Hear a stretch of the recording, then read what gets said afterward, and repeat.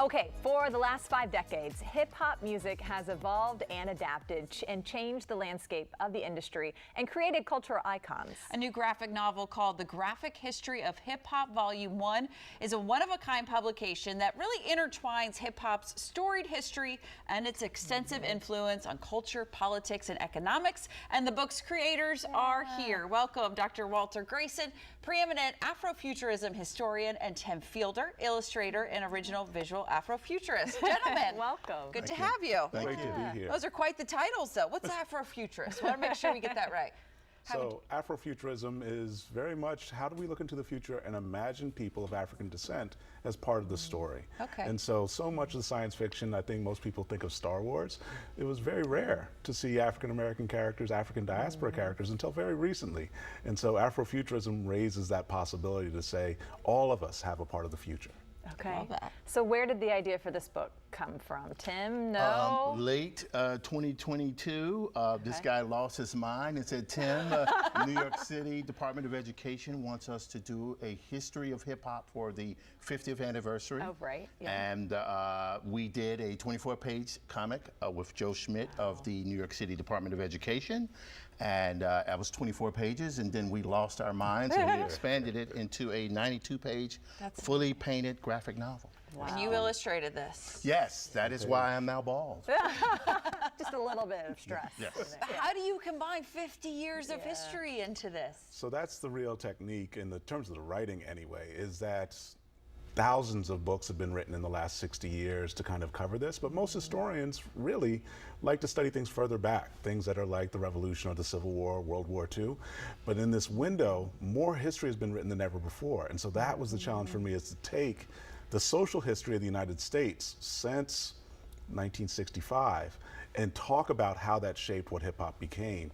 And yeah, it's a lot of condensing. And taking whole textbooks and pulling them into just small sentences. What a great way for kids to learn, and us too, but I know it's an educational tool, right? Yes, yes it is. It's the idea of taking the written narrative and marrying that with the visual narrative to make something that can connect to everyone. And it starts at the beginning. Is it like a full chronological story, or you kind of bounce around? So this was the fun part. Okay. We had a core story that we put together for the students in New York City, but we knew it had to appeal to students around the world. So at the core is the actual writing of how the past influenced from 1973 at the first block party, all the way up to 2006 is where we draw the end, when the industry kind of becomes worldwide. Right. And so the piece that we added to make it a 90-page novel was a timeline of all the major historical events that influenced the way that hip-hop changed. And so there's kind of layered narrative in there that you're seeing lots of different stories in a very short space. Wow. Tim, what does it take to put something like this together? Oh, wow. I think the idea of just being able to embed as much love and reverence into the form, to also to be able to take his words and to provide a visual context that could either be specific or implied in what he's writing.